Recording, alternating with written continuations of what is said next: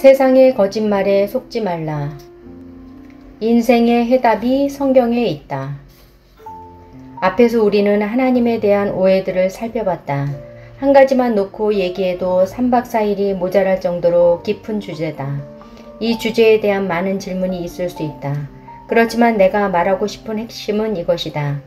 하나님에 대한 우리의 오해가 하나님과의 관계에 방해되기 때문에 꼭 풀어야 한다는 것이다.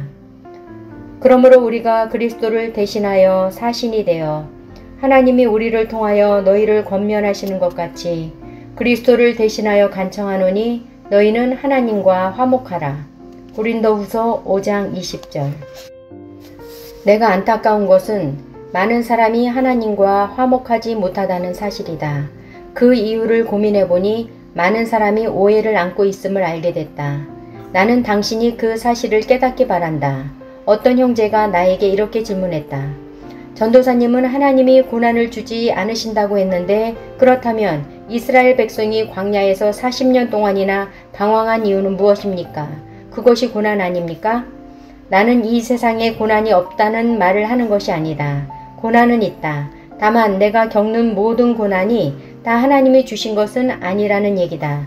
그렇다면 이스라엘 백성은 어떻게 된 것인가? 약속의 땅을 눈앞에 두었을 때 2명의 정탐꾼만 하나님의 약속을 믿고 나머지는 그 약속을 믿지 못하고 두려움에 떨었다. 그래서 하나님은 분노하셨다. 너희의 자녀들은 너희 반역한 죄를 지고 너희의 시체가 광야에서 소멸되기까지 40년을 광야에서 방황하는 자가 되리라. 너희는 그 땅을 정탐한 날 수인 40일의 하루를 1년으로 쳐서 그 40년간 너희의 죄악을 담당할지니 너희는 그제서야 내가 싫어하면 어떻게 되는지를 알리라 하셨다 하라. 민수기 14장 33-34절. 이스라엘 백성의 광야 생활은 하나님이 주신 고난이 아니라 죄의 결과였다. 그들이 죄를 짓지 않았으면 40년 광야 생활은 벌어지지 않았을 것이다.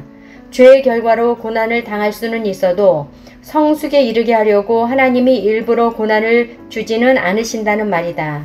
죄에는 언제나 결과가 있다. 내 마음대로, 내 죄성대로 살면 그 결과가 있다. 예를 들어 서울 시내 한복판에서 동성애 퍼레이드를 했다고 하나님이 메르스를 보내셨다는 건 틀린 얘기지만 죄로 인한 결과는 반드시 우리에게 온다. 청소년들이 뭘 모르고 동성애에 빠져들어 질병이나 아픔, 상처, 자살을 택하게 될지 모른다.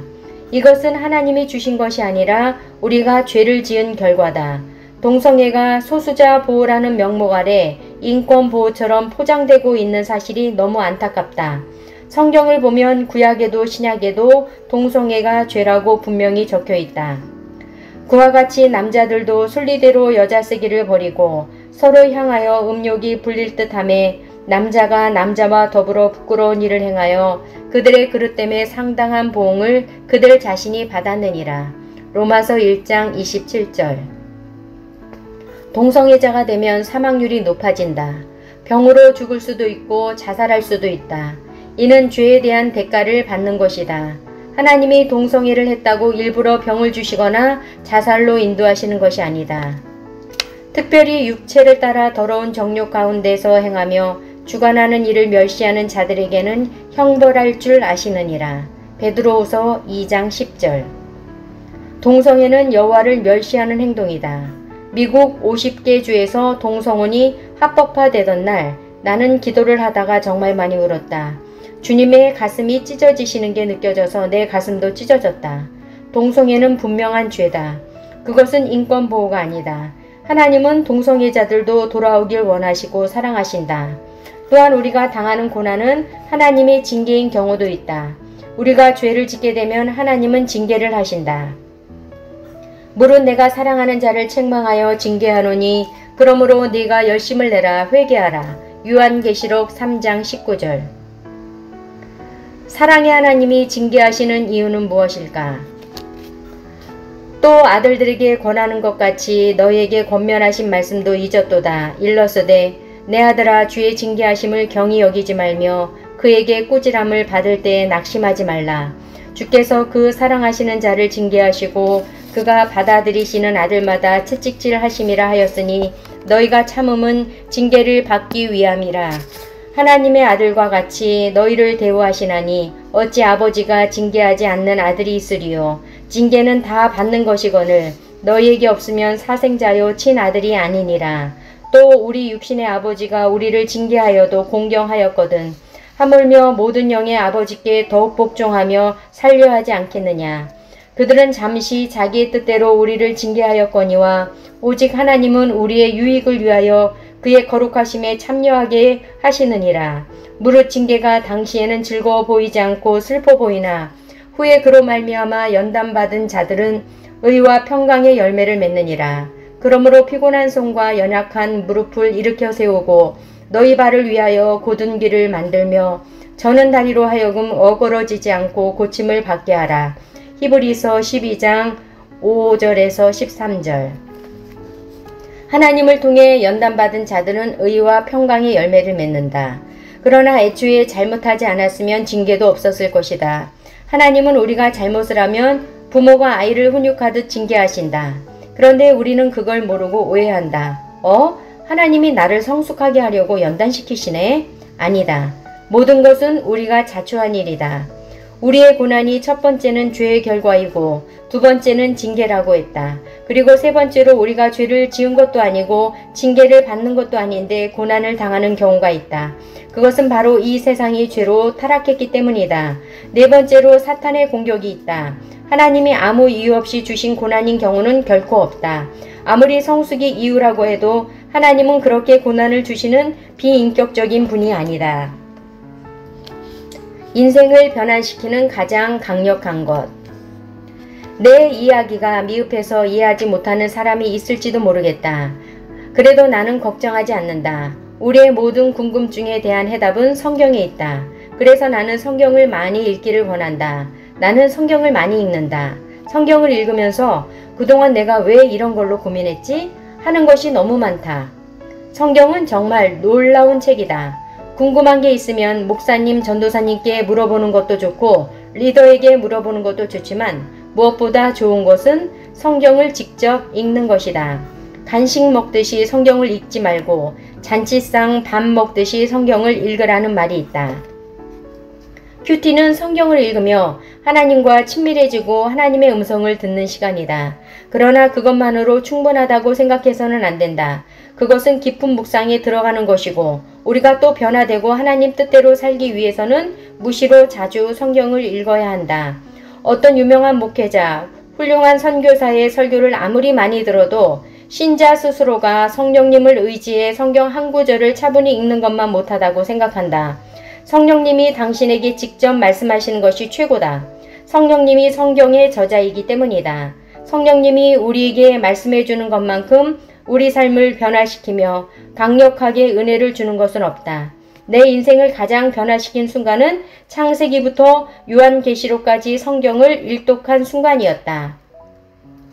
정말 읽고 또 읽어도 이렇게 놀라운 책이 없다. 성경이 영적인 문제, 신앙에 관한 문제만 해결해 준다고 생각하면 큰 오해다. 성경은 우리의 현실적인 문제에 대해서 구체적인 해답을 제시해 준다. 모든 궁금증에 대한 해답은 성경에 있다. 우리 안에 많은 삶의 갈등이 존재하는 이유는 성경을 읽지 않기 때문이다. 성경을 읽으면 하나님이 모든 해답을 주실 거라고 믿는다. 원래라는 건 없다. 그렇다면 처음으로 돌아가 나는 누구인지 생각해보자. 그런즉 누구든지 그리스도 안에 있으면 새로운 피조물이라. 이전 것은 지나갔으니 보라 새 것이 되었도다. 고린도 후서 5장 17절. 누구나 다 아는 말씀이다. 이 구절은 영혼의 구원에만 적용되는 것이 아니라 삶의 모든 영역에서 적용된다.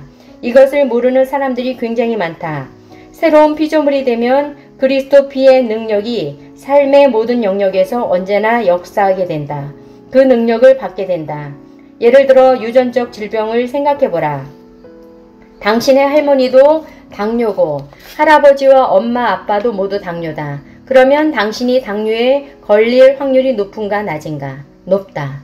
이때 어떻게 해야 하는가? 그리스도 보혈의 능력으로 그 유전적 질병을 끊어버리라. 하나님은 그러한 능력을 당신에게 이미 주셨다.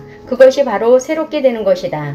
당신이 취직을 해야 하는데 가고 싶은 회사의 취업 자격을 보니 영어 성적이 필요하다. 그래서 영어 공부를 하려는데 학창시절에 영어를 못했던 기억이 떠오른다. 그러면 보통 이렇게 생각한다. 아, 나 원래 영어 못하는데. 분명히 말하건대 원래라는 것은 없다. 원래는 하나님이 창조하신 거고 나는 원래 수학을 못해, 나는 원래 영어를 못해 라는 것은 있을 수가 없다. 왜냐하면 이전 것은 지나갔고 새 것이 되었기 때문이다. 당신이 학창시절에 영어를 못했다고 원래 영어를 못하니 지금도 못할 거라는 생각은 사탄이 주는 거짓말이다. 나는 그 증거를 댈 수 있다. 나는 어릴 때부터 원래라는 건 없음을 알았다.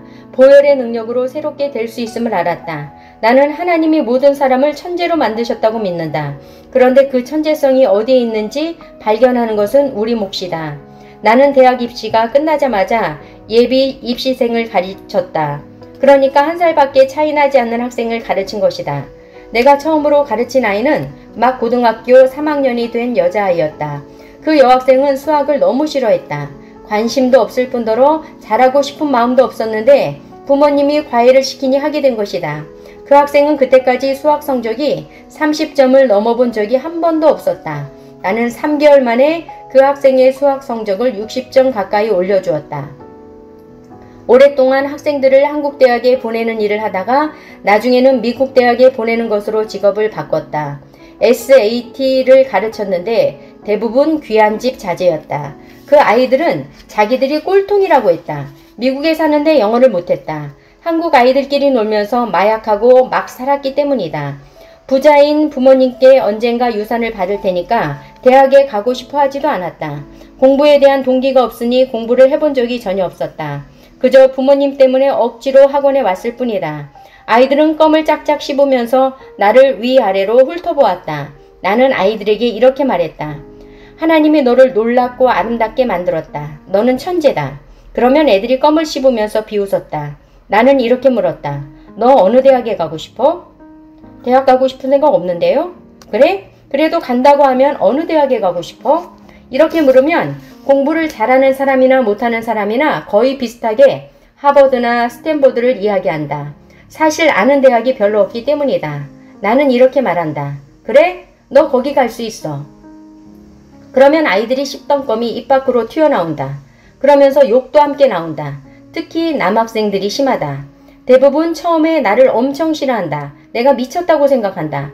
나는 20번만 수업하면 얼마든 성적이 나올 거라고 말한다. 그 20번의 수업 동안 하나님이 원래 그 아이들을 그렇게 만들지 않으셨다는 사실을 끊임없이 이야기해준다. 각자가 얼마나 놀라운 존재인지 알려준다. 물론 처음에는 씨알도 안 먹힌다. 그러나 점점 아이들이 변하고 그 결과 놀라운 성적표를 받게 된다. 공부라는 걸 해본 적이 없는 아이가 명문대학에 진학했다. 그런 아이들이 한두 명이 아니었다. 이러한 일이 어떻게 가능했을까? 하나님이 원래 우리를 그렇게 만드셨기 때문이다. 하나님은 우리에게 모든 걸 주셨다. 그런데 사탄의 공격, 상처와 왜곡으로 그 능력을 발휘하지 못하는 것뿐이다. 앞으로는 난 원래 이래 라는 말을 쓰지 말라. 이전 것은 지나갔으니 새 것이 되었음을 믿으라. 어제까지 못했어도 상관없다. 오늘 새 것이 되면 된다. 당신도 새 것이 될 수 있다. 과거에 못했던 것, 연약했던 것을 모두 끊어버리고 새롭게 될 수 있다. 사탄의 거짓말에 속지 말라. 세상의 가치관은 교회에도 깊숙이 침투해 있다. 우리는 이를 진리의 말씀으로 물리쳐야 한다. 우리는 사탄의 공격에서 거짓말을 끊어버리는 동시에 세상의 가치관과 싸워야 한다. 이 땅은 영적 전투를 하는 곳이다. 우리가 물을 거슬러 올라갈 때 가만히 있으면 물에 휩쓸리듯이 이 세상 가운데 가만히 있으면 세상의 가치관에 휩싸여서 가게 될 것이다. 우리는 물을 거꾸로 거슬러서 올라가야 한다. 아멘.